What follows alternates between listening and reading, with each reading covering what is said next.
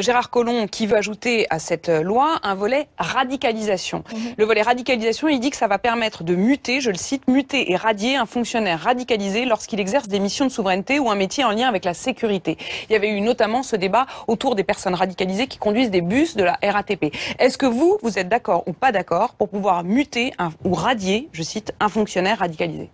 Déjà, il faudra savoir ce que ça veut dire radicaliser, parce que vous savez que c'est un terme qui est utilisé. Mais pour vous, ça commence où la radicalisation la question de quoi on parle, justement. Est-ce que c'est quelqu'un qui va avoir une pratique religieuse particulière? Est-ce que ça signifie, du coup, que demain, cette personne-là va commettre un acte de terrorisme? Et c'est ça tout le problème. C'est ça, si vous permettez, tout le problème de cette loi. On parle de termes en termes vagues. Des questions très précises. Oui, mais sur la qu'est-ce que ça veut dire radicalisation?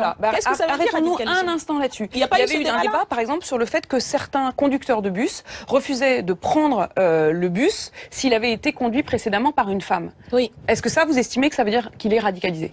Ça veut dire qu'il a un préjudice sur des femmes, mais est-ce que cet homme-là, pour vous, peut continuer à conduire des bus de la RATP en France? C'est pas en termes de lutte contre le terrorisme. Il s'agit là des choix de la RATP et du fait qu'il doit assurer un travail de service public. Qu'est-ce que ça a à voir avec la question du terrorisme? Vous dites qu'on reste trop flou. Là, on rentre dans un détail extrême, précis. Est-ce que vous estimez que quelqu'un qui refuse de conduire un bus après une femme doit être mis sous écoute, perquisitionné, mis en centre de rétention comme le proposait, y compris des députés de la droite? Non. Mais qu'est-ce que ça? Est-ce que des pratiques discriminatoires ont un lien avec le terrorisme? Donc non, je ne le crois pas. Moi, je vous pose une question très précise. Est-ce que cet homme-là, qui refuse de conduire un bus après qu'une femme l'ait conduit, doit pouvoir continuer à exercer son métier?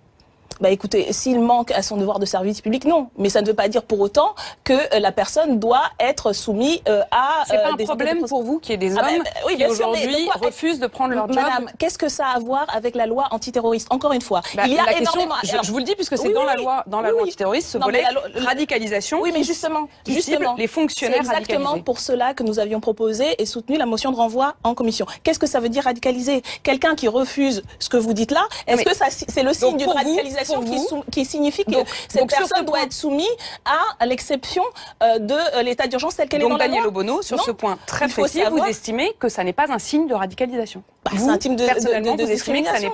Mais qu'est-ce que ça veut dire de radicalisation? C'est ce que je je pose comme question. Oui, non, mais moi, je ne sais pas ce que ça veut dire. Est-ce que la limite, est-ce que la ligne rouge, est-ce que refuser elle est là de faire ce que vous dites là, ça signifie radicalisation? De quoi on parle? Pourquoi cette personne refuse? Est-ce que c'est en fonction de ses croyances religieuses ou est-ce que c'est en fonction simplement de ses habitudes, etc. Pourquoi? On ne se pose même pas la question. Mais concrètement, ça peut être autre chose qu'une... Parce qu'il y a d'autres choses qui peuvent justifier de ne pas prendre son bus après qu'une femme l'ait conduit? Je ne sais pas pourquoi. Peut-être parce que cette personne est sexiste. Mais là, vous chipotez un peu quand même. Mais non, excusez-moi. Justement, on parle de choses trop sérieuses pour...